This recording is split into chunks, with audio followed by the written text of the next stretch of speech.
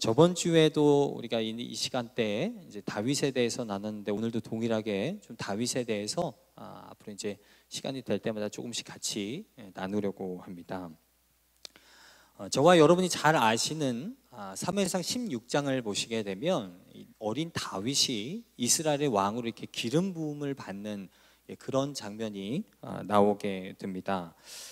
당시 이스라엘의 영적인 지도자였던 사무엘이라는 사람이 하나님의 명령을 받고 이제 다윗의 아버지였던 이새의 집을 이제 찾아가게 되죠. 그러면서 그의 아들들 모두를 다 제사에 청하게 됩니다. 그런데 이 아버지 이새가 자기 아들들을 다 데려가지만 유독 다윗만은 그 자리에 데려가지 않습니다.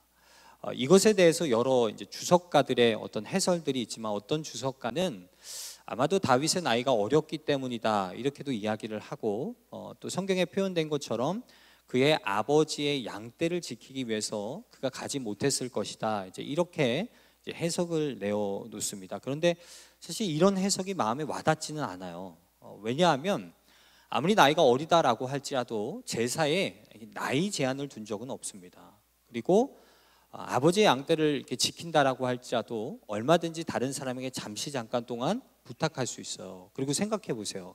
여러분이 부모라면 여러분 당시 그 집에 누가 찾아온 것입니까?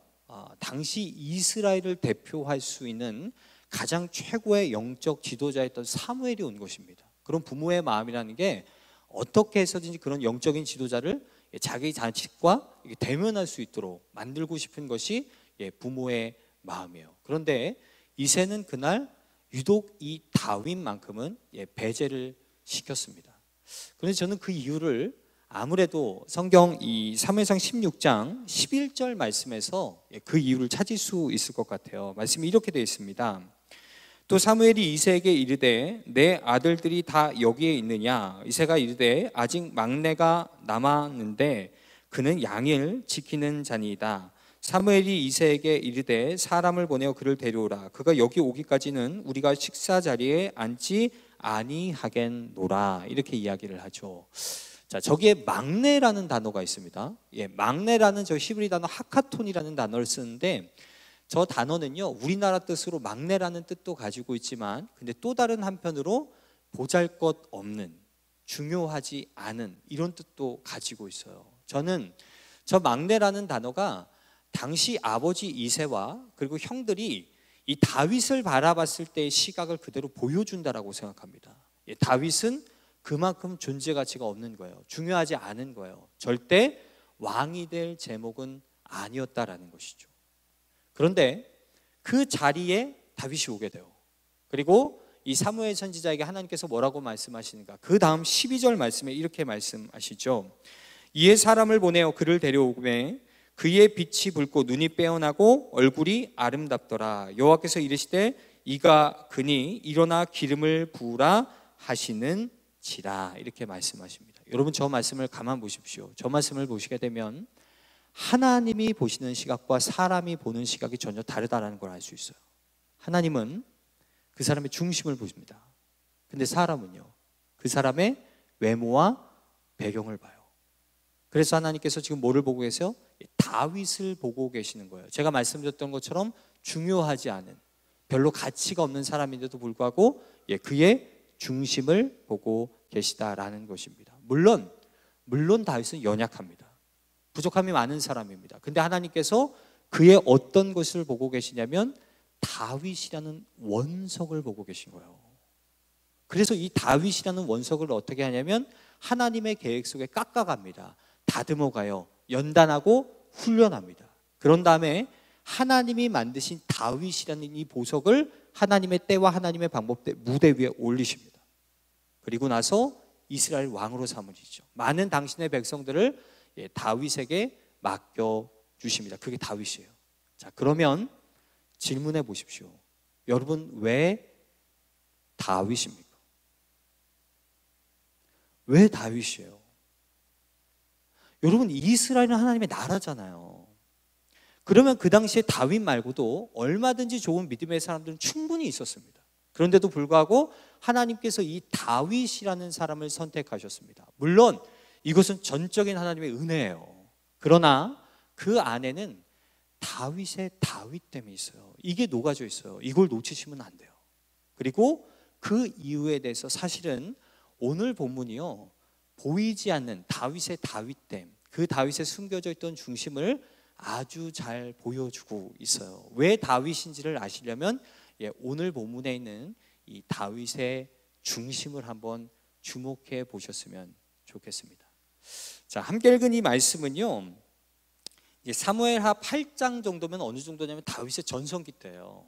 그래서 다윗이 어느 정도의 힘을 가지고 나라를 굳건하고 강성하게 세웠습니다. 그리고 영토가 어느 정도 확장이 되는 거예요. 그러니까 주변 나라들과의 충돌이 불가피하게 된 거죠. 그래서 이 8장을 보시게 되면 여러분, 다윗이 다른 민족과 전쟁을 하는데 무려 6개의 민족과 나라와 그렇게 전쟁을 하고 있는 모습이 등장해요. 자, 지도를 한번 보여주시겠습니까?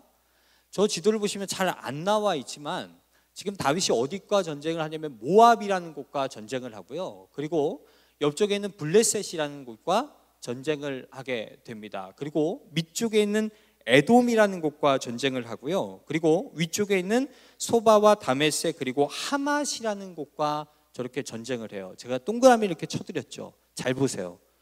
이스라엘의 동서남북입니다. 여러분, 다윗이 얼마나 매일같이 그 왕자리에 있으면서 사방에 우겨쌈을 당했는지 아십니까? 얼마나 많은 대적들이 그를 공격했는지 아시겠습니까? 그런데 저 나라를 보게 되면 객관적인 평가로 절대 군사력이라든지 군사의 숫자라든지 무기라는 것과 이런 것들을 다 이스라엘과 비교해 봤을 때 절대 저 나라들은 이스라엘보다 약한 나라들이 아니에요. 그런데 놀랍죠. 오늘 본문을 보게 되면 다윗이 그 모든 나라를 꺾고 이겼다라고 증언하고 있어요. 그리고 그 이유에 대해서 뭐라고 말씀이 증언해 주는가? 6절 말씀이 이렇게 밝혀주고 있습니다. 다윗이 다메섹 아람의 수비대를 두매 아람 사람이 다윗의 종이 되어 조공을 바치니라. 다윗이 어디로 가든지 여호와께서 이기게 하시니라. 이렇게 말씀하세요. 그러면 저는 저 말씀을 보게 되면서 다윗의 삶을 사자성어로 표현하면 이 단어가 좋겠다고 생각이 됩니다. 바로 승승장구예요. 다윗은 어디로 가든지 그래요. 누구를 만나든지 그래요. 어떤 나라와 전쟁하든지 그는 이깁니다. 왜요? 여호와께서 그를 이기게 해 주셨다는 거예요. 여러분, 이게 다윗의 모습을 보여주는 것이지만 또 다른 한편으로 뭐를 보여주는지 아시겠어요? 이게 성도예요. 이게 성도의 모습을 보여주는 거예요. 성도는 이 세상을 살아가면서 그게 때로는 푸른 초장을 걸어가든지 때로는 죽음의 골짜기를 걸어가든지 아니면 원수의 목전 앞에 있다라고 할지라도 성도는 기억하십시오. 하나님은 반드시 그 성도에게 끝내 최후 승리를 주시는 분이 우리가 믿는 하나님이에요. 그래서 다윗을 통해서 성도의 삶이 무엇인지를 본문이 보여주고 있는 것이죠. 자, 그런데 하나님께서 어디를 가든지 다 이기게 하셨다라고 말씀하셨잖아요. 가장 근본적인 이유가 사실은 여기 있어요. 그게 어디냐면 사무엘하 오늘 8장 본문에 우리가 읽었던 말씀의 3, 4절 말씀에 있습니다. 자, 말씀 한번 보십시오. 르홉의 아들 소바 왕 하다데셀이 자기 권세를 회복하려고 유브라데 강으로 갈 때에 다윗이 그를 쳐서 그에게서 마병 1700명과 보병 2만 명을 사로잡고 병거 100대의 말만 남기고 다윗이 그 외의 병거의 말은 다 발의 힘줄을 끊었더니 이렇게 얘기하죠. 저기 소바라는 나라가 있습니다. 근데 소바라는 나라는 앞전에 사울왕이 있었잖아요. 그 사울 때 이미 속국이 됐던 나라예요. 그런데 반기를 든 겁니다. 그래서 다윗이 나가서 전쟁을 하고 이겼어요. 많은 전리품들, 특별히 사람들과 말들을 얻게 됩니다. 그런데 저 말씀에서 아주 이상한 표현 하나가 있어요. 그게 뭐냐면 오늘 이제 설교의 제목인데 이렇게 돼 있어요. 병거 100대의 말만 남기고 다윗이 그 외의 병거의 말은 다 발의 힘줄을 끊었더니 이렇게 나와 있습니다. 말들 100마리만 남기고 지금 끊었다는 얘기예요. 여러분, 발의 힘줄을 끊었다는 게 뭔지 아시죠? 다른 말들은 말로서의 구실을 하지 못하도록 만들었다는 것입니다. 저는요, 저 부분을 보면서 처음에 그런 생각을 했어요. 지금 다윗이 이 대적들에게 본보기를 보여주는구나. 왜냐하면 모든 말들의 이 발의 힘줄을 다 잘라내는 그런 장면들을 이제 적들에게 보여주면서 다시는 방귀를 들지 못하도록 공포심을 주는 거예요. 저는 처음에 그렇게 생각했었거든요. 그런데 생각하면 생각할수록 아니었어요. 왜냐하면 여러분, 고대 시대에 있어서 어떤 전쟁의 승패라는 것은요, 물론 많은 여러 가지 요소가 있지만 그 중에 하나가 뭐냐면 자기가 소유하고 있는 말들의 양입니다. 어느 정도의 많은 말들의 양들을 소유하고 있냐, 그것에 따라서 전쟁의 승패가 달라질 수 있기 때문에 그래요. 여러분, 말들이 굉장히 귀하죠. 지금도 우리나라에서 정말 귀한 말들, 막 경주마 이런 것들은 몇 천만 원을 호가하는 거 아십니까? 다윗 때도 말들은 굉장히 귀했을 거예요. 이런 말들이 의미하는 게 뭐냐면 다윗을 더 강하게 만들어주는 거예요.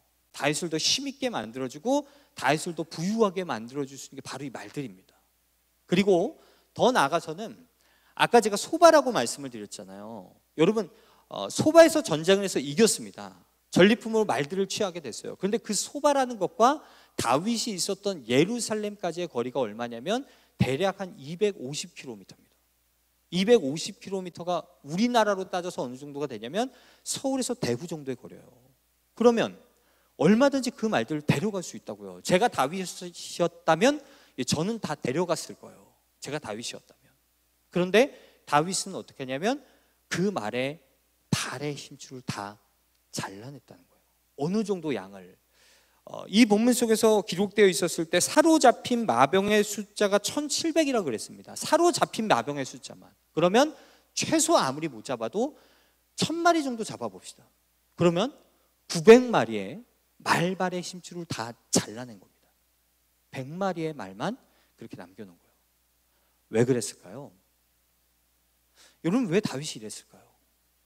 사실 지금 다윗이 보여주는 게 뭐냐면 자기가 의지하고 있는 하나님을 향한 믿음의 고백을 하고 있는 것입니다.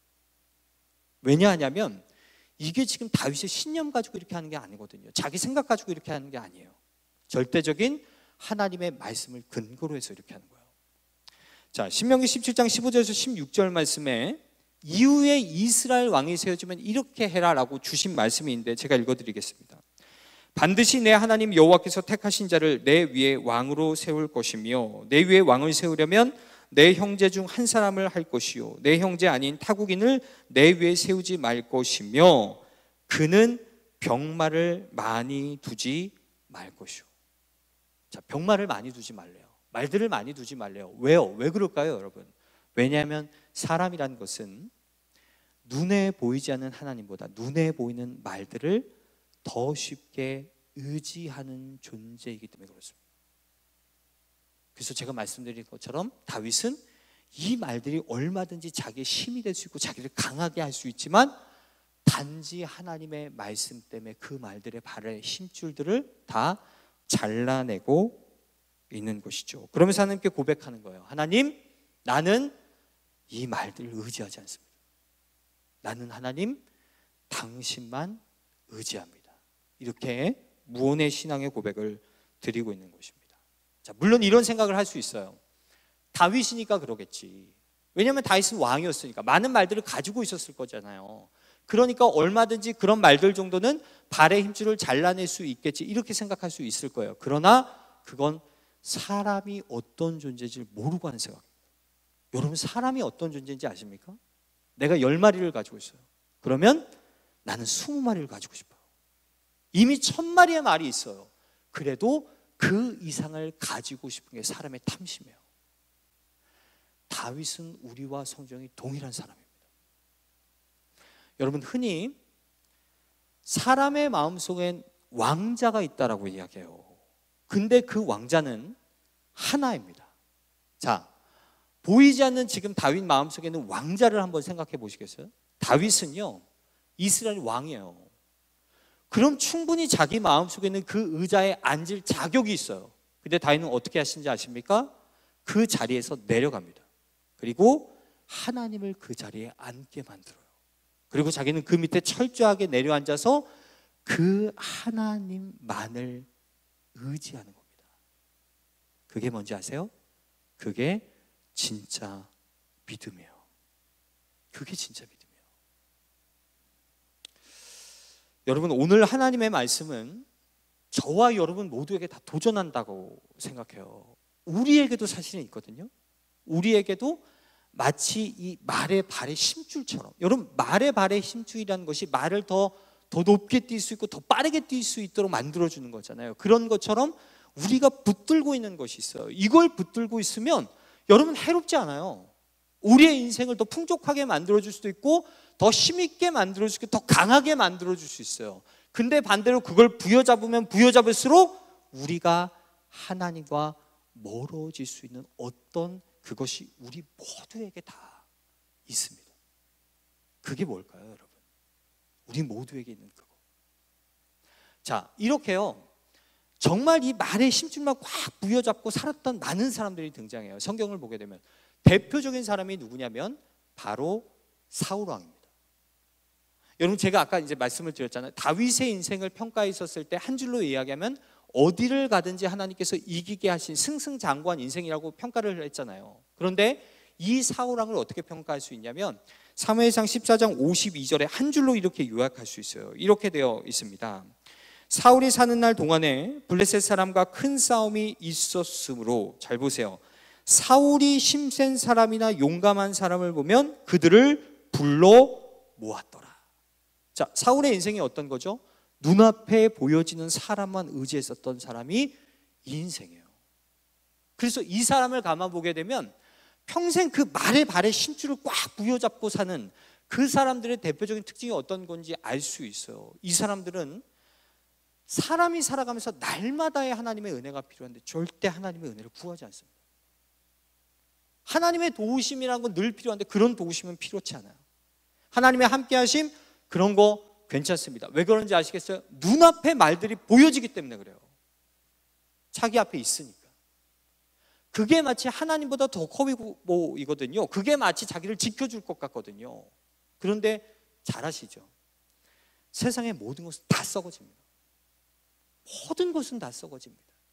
하나님의 말씀만 남게 되고 모든 것은 다 썩어지게 돼요. 영원한 것이 없어요. 그래서 여러분, 사울의 마지막이 어떻게 되는지 아십니까? 평생을 그 보이는 눈에 그 말들을 따라갔지만, 그것만 부여잡고 살았지만 그의 끝은 길보아산 전투에서 아주 비참하게 끝이 나요. 그게 사울이에요. 평생 이 말들만 부여잡고 산 사람의 마지막입니다. 그런데 다윗은요, 다윗은 달라요. 다윗은 달라요. 다윗은 필요한 말들만 남겨놔요. 여러분, 필요한 말들만 남겨놓는 게 뭔지 아세요? 그게 날마다의 하나님의 은혜를 구한다는 거예요. 날마다 하나님의 도우심을 구한다는 거예요. 날마다 하나님의 함께 하심을 구할 수밖에 없어요. 왜냐하면 필요한 것만 딱 있으니까. 이 사람이 어느 정도로 치열하게 싸우냐면 정말 하나님이 없으면 안 될 정도로 싸우는 거예요. 여러분, 그때 한번 보세요. 하나님께서 다윗의 이 중심을 보셨을 때, 그가 말에 막 발의 힘줄을 다 끊고 있었을 때, 하나님이 그를 보셨을 때 하나님의 마음이 어떠실 것 같습니까? 하나님이 그렇게 하셨을 거예요. 얘는 정말, 이 다윗은 내가 지켜줘야겠다. 얘는 정말 내가 책임져 줘야겠다. 그렇게 생각하지 않았을까요? 반드시 그렇게 생각하셨을 거예요. 그래서 하나님의 능하신 손이 그와 함께 있습니다. 그래서 어디를 가든지 이기게 하셨다라고 그렇게 다윗의 삶을 증언하고 있는 거예요. 자, 시편 33편 16절에서 20절 말씀도 이 진리를 명확하게 우리 가운데 증언해 줘요. 이렇게 되어 있습니다.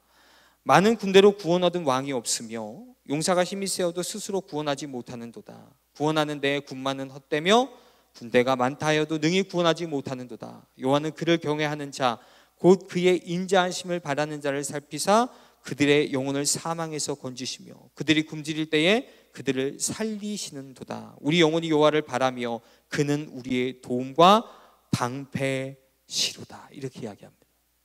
여러분 꼭 기억하십시오.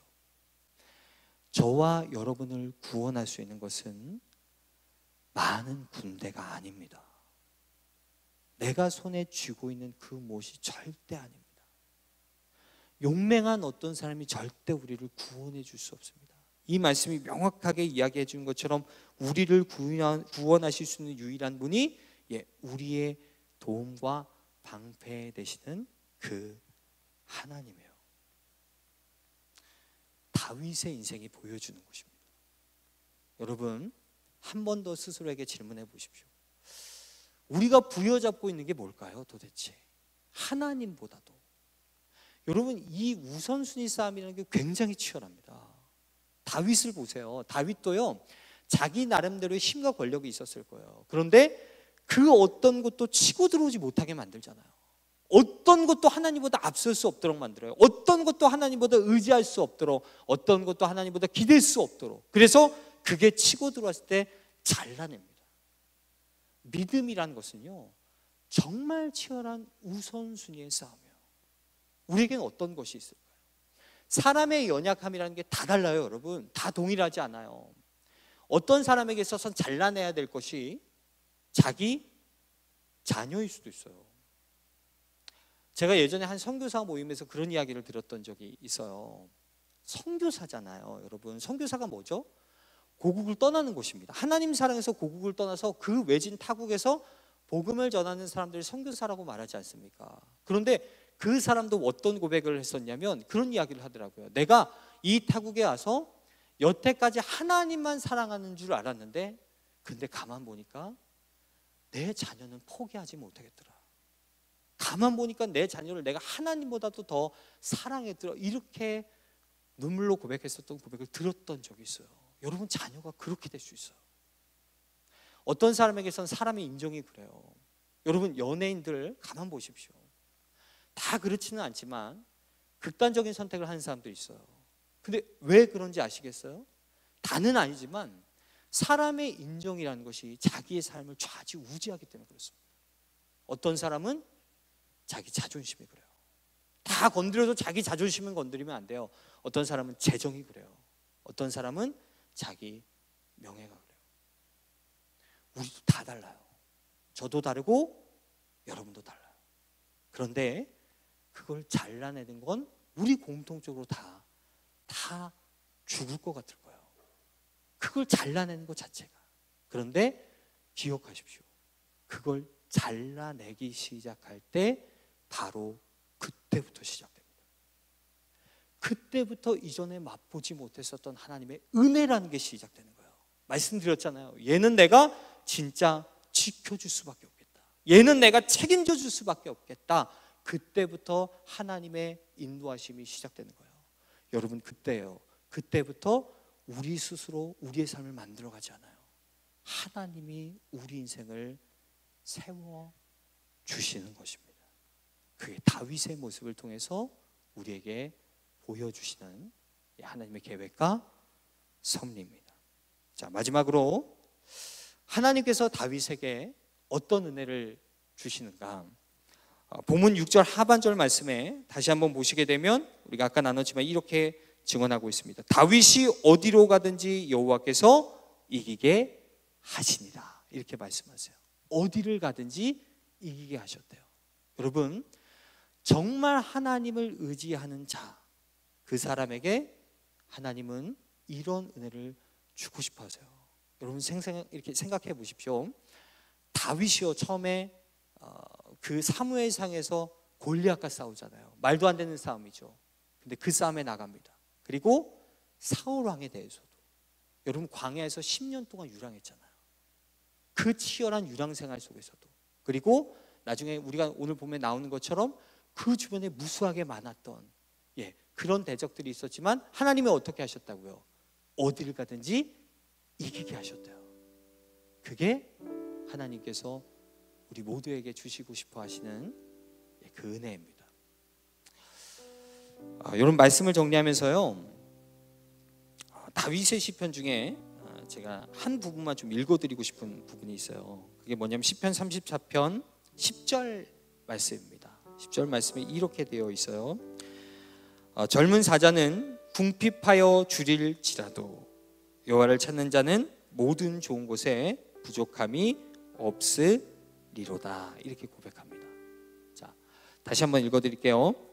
젊은 사자는 궁핍하여 주릴지라도 여호와를 찾는 자는 모든 좋은 곳에 부족함이 없으리로다.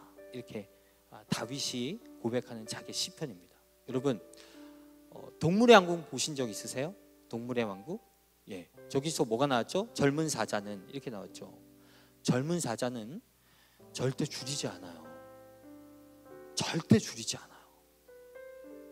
동물 중에서도 가장 힘이 가장 날쌘 게 젊은 사자거든요. 그래서 절대 줄이지 않아요. 모든 동물들이 다 줄인다라고 할지라도 젊은 사자는 그렇지 않아요. 그러니까 저 말은 뭐냐면 사실 역설이에요. 말도 안 되는 이야기를 하는 거예요. 그런데 아까 말씀에 뭐라고 했습니까? 그런 말도 안 되는 이야기가 벌어진다라고 할지라도, 젊은 사자가 굶주린다라고 할지라도 뒷부분에 여호와를 찾는 자는 모든 좋은 곳에 부족함이 없으리로다, 이렇게 고백합니다. 여러분, 이건요 다윗의 체험이고 간증입니다. 하나님은요 오늘 정말 다윗이 하나님을 의지했었던 것처럼 이런 사람들을 찾으세요. 그래서 역대하 16장 9절 상반절 말씀에 이런 말씀이 있습니다. 여호와의 눈은 온 땅을 두루 감찰하사 전심으로 자기에게 향하는 자들을 위하여 능력을 베푸시나니, 이렇게 말씀하세요.